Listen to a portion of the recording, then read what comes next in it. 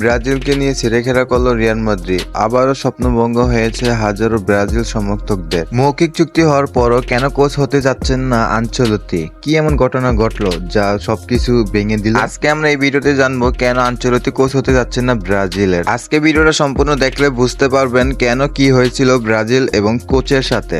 তাহলে চলুন ভিডিওটি শুরু করা যাক। 2026 সালে ব্রাজিল কোচ হিসাবে আনতে চেয়েছিল রিয়াল মাদ্রিদ কোচ ডন আনচেলত্তিকে। গণমাধ্যমে জানা গিয়েছিল যে কোচ আনচেলত্তি 5 জুনের আগে ব্রাজিল কোচ হিসাবে দায়িত্ব নেবেন। মৌখিক চুক্তিতে সবকিছু ঠিকঠাক থাকলেও গতকাল রাতে কার্লো আনচেলত্তি ব্রাজিল কোচ হিসাবে দায়িত্ব নেবেন সেই জন্য স্বাক্ষর করার কথা ছিল। তবে সে স্বাক্ষর না করে সিবিএফ কে বলে দিল যে আমি এখন ব্রাজিল কোচ হিসাবে দায়িত্ব নিতে চাই না। ওইদিকে রিয়াল মাদ্রিদ সভাপতি বলে উঠল যে কার্লো আনচেলত্তি যদি রিয়াল মাদ্রিদ ছেড়ে ব্রাজিল কোচ হিসাবে দায়িত্ব নিতে চায় তাহলে 2026 সাল পর্যন্ত চুক্তির যে টাকা বাকি আছে সেটা পরিশোধ করা হবে না। এই উদ্দেশ্যের কারণে কার্লো আনচেলত্তিকে সে এখন ব্লক করে দিয়েছে যাতে ব্রাজিল কোচ হিসাবে সে দায়িত্ব নিতে না পারে। আবার শোনা যাইতেছে যে কার্লো আনচেলত্তিকে নেওয়ার জন্য সৌদি আরব নাকি প্রতি মাসে তাকে 50 মিলিয়ন ইউরো দিতে রাজি হয়েছে। এই সব ঠিক তো এই ব্যাঠিক।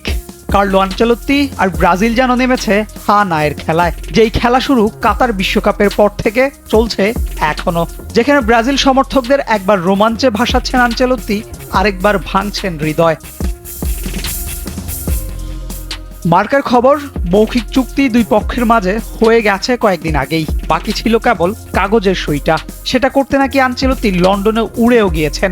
তবে আচমকাই সেখানে গিয়ে বদলেছেন নিজের মত, জানিয়েছেন ব্রাজিলের দায়িত্বটা তিনি নিতে চাচ্ছেন না।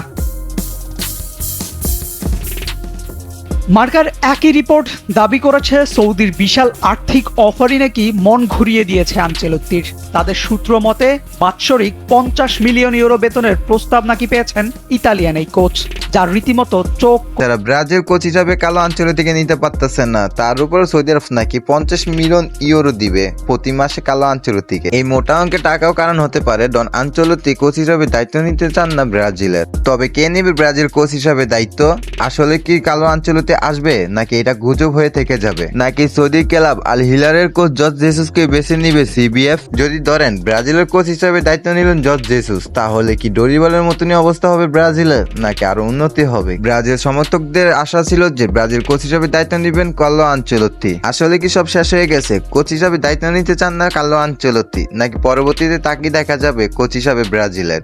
তো পরবর্তী আপডেট পেতে হলে চ্যানেলটিকে সাবস্ক্রাইব করে রাখুন। ভিডিওটি যদি ভালো লেগে থাকে লাইক এন্ড সাবস্ক্রাইব করতে ভুলবেন না। পরবর্তীতে যদি কার্লো আনচেলত্তি কোচ হয় তাহলে আমি ভিডিও নিয়ে আসবো, আর যদি না হয় তারপরও ভিডিও নিয়ে আসবো। সেই ভিডিওটি দেখার জন্য চ্যানেলটাকে সাবস্ক্রাইব করতে ভুলবেন না। তো দেখা হচ্ছে পরের ভিডিওতে, ততদিন ভালো থাকুন, আল্লাহ হাফেজ।